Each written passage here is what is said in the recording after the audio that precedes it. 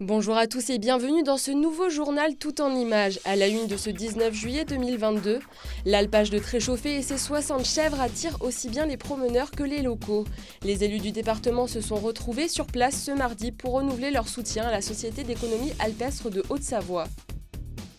Partons pour un voyage dans le temps. Grâce aux photographies si précieuses à l'époque, les archives départementales de la Savoie ont numérisé 444 clichés de François Montaz en Maurienne.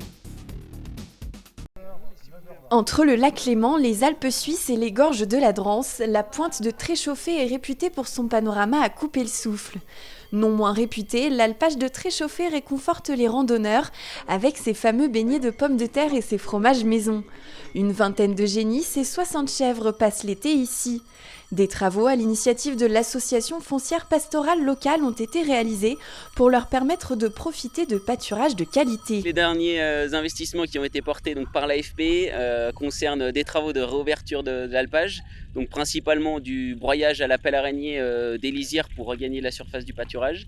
Également des travaux concernant l'accueil du public, donc à l'entrée de l'alpage, la mise en place d'une toilette sèche sur donc, le belvédère Tréchauffé qui connaît une fréquentation assez importante sur la période estivale et donc qui nécessitait ce genre d'aménagement. La commune a également porté de son côté l'aménagement d'un coin pique-nique.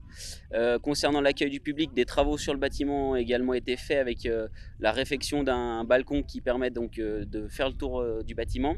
Et puis également, donc, il y a une petite dizaine d'années, des travaux concernant la gestion des effluents de cet alpage, donc avec la mise en place d'un système de gestion autonome des effluents afin de pouvoir rejeter de l'eau propre dans la nature. Les aménagements de cet alpage n'auraient pu voir le jour sans le soutien de la commune de La Forclaz, mais aussi du département de la Haute-Savoie. Ce dernier a renouvelé son soutien à la Société d'économie alpestre qui œuvre pour la préservation de ces espaces emblématiques du territoire. Le département, on vote des aides très importantes. On est probablement un des départements qui vote le plus d'aides pour entretenir, réhabiliter, protéger les alpages, parler d'eau potable, d'assainissement, etc., etc. Mais le département n'a pas les moyens de le mettre en œuvre. Et c'est la Société d'économie alpestre, qui est présidée par Fabienne Duliège, une conseillère départementale, qui met en œuvre pour le compte du département. Et donc chaque année, on signe une convention avec des objectifs, on se met d'accord, et le département finance, et la SEA, la Société d'économie alpestre, met en œuvre la politique du département dans les alpages. Cet alpage illustre parfaitement les travaux qui ont été réalisés récemment pour la sauvegarde de l'alpage et illustre bien les liens qu'il y a entre le conseil départemental qui a une politique volontariste pastorale, de protection des espaces naturels sensibles qui est importante, et puis la Société d'économie alpestre qui est au service du pastoralisme, des alpagistes, des collectivités pour mettre en œuvre justement cette politique pastorale. Depuis 2019, plus de 180 projets ont été soutenus par le département et la SEA. Ce sont ainsi plus de 6 millions d'euros qui ont permis aux associations foncières pastorales et aux collectivités de mener à bien des travaux pour maintenir l'activité et l'attractivité des alpages.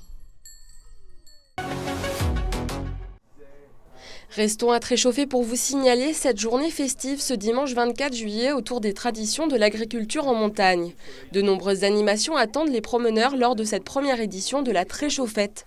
La maire de la commune de La Forclaz a présenté l'événement à Victoria Lopez. On l'écoute.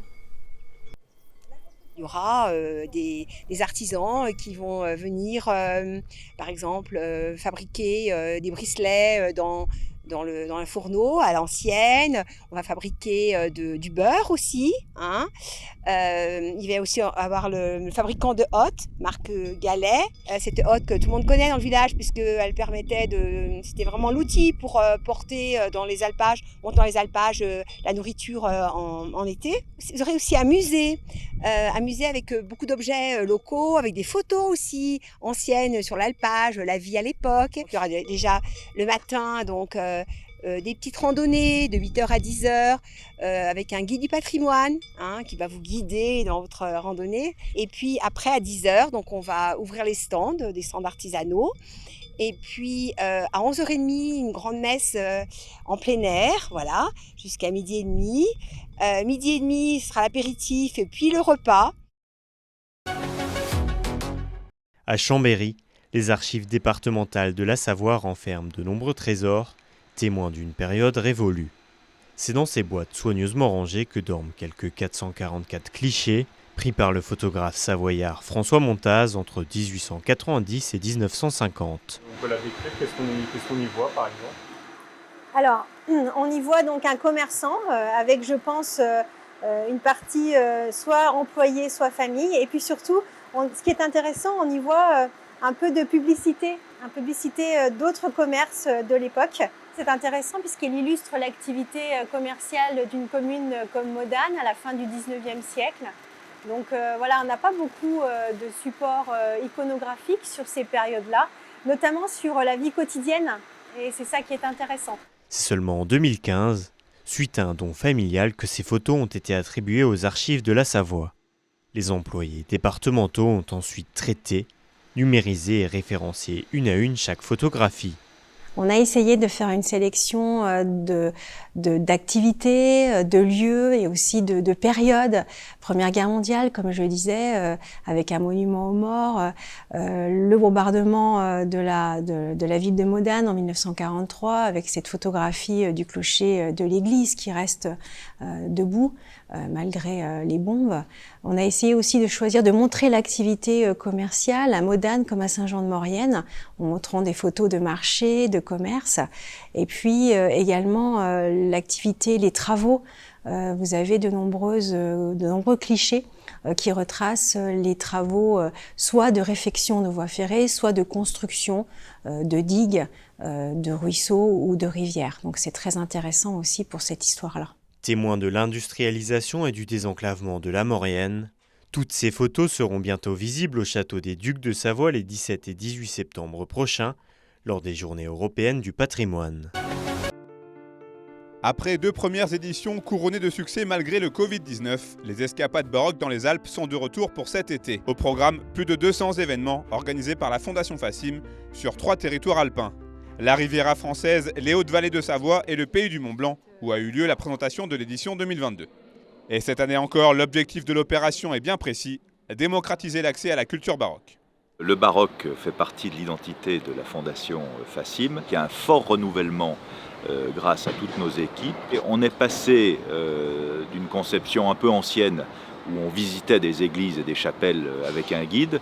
Maintenant, on a une acception beaucoup plus large, c'est-à-dire qu'il y a du spectacle vivant de rue, il y a des trajets en VTT qui permettent d'aller voir tous les édifices baroques, donc on est vraiment dans de la culture vivante. Exemple concret de cette diversité et de ce renouvellement voulu par les organisateurs de cette année 2022, des visites d'édifices pas comme les autres. Nos guides font des visites sensorielles, c'est-à-dire qu'on propose au public de se bander les yeux avant de rentrer dans l'édifice et de laisser complètement le champ au son, à l'odorat. On va rentrer dans l'édifice en sentant de l'encens, en écoutant de la musique baroque, on a les yeux bandés. Donc là, on est complètement en phase avec la découverte autrement de l'édifice. Et après, on enlève le bandeau et là, c'est l'explosion. Né à Rome à la fin du XVIe siècle, l'art baroque a connu un véritable essor les 2 siècles suivants. Et aujourd'hui, le Pays du Mont-Blanc est un parfait témoin contemporain de cette époque. Nous, à Saint-Gervais, on a inauguré 5 chapelles qui ont été complètement restaurées.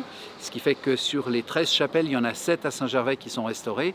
On va l'année prochaine restaurer les 6 autres, de façon à ce que ce parcours, plus ou moins baroque, parce qu'il y a certaines chapelles qui sont plus ou moins baroques, et bien que ce parcours, ce soit vraiment un produit pas touristique, un produit d'abord pour les gens du pays, qui sont les premiers touristes, et ensuite, bien évidemment, pour le tourisme de proximité. Les escapades baroques dans les Alpes durent jusqu'au 17 septembre prochain en Pays de Savoie. Il vous reste donc encore presque 2 mois pour découvrir ou redécouvrir l'art baroque sous toutes ses formes. C'est la fin de cette édition, merci pour votre fidélité à l'information sur 8 Mont-Blanc. Tout de suite, la météo présentée par Thierry Paulme et à 20h30, vous retrouverez sur notre antenne un live de la Grande Traversée. Nathan Paulin va traverser le lac d'Annecy de l'Impérial au Paquier sur un fil tendu à 50 mètres de hauteur. Passez une très belle soirée sur 8 Mont-Blanc et à demain pour un nouveau journal tout en images.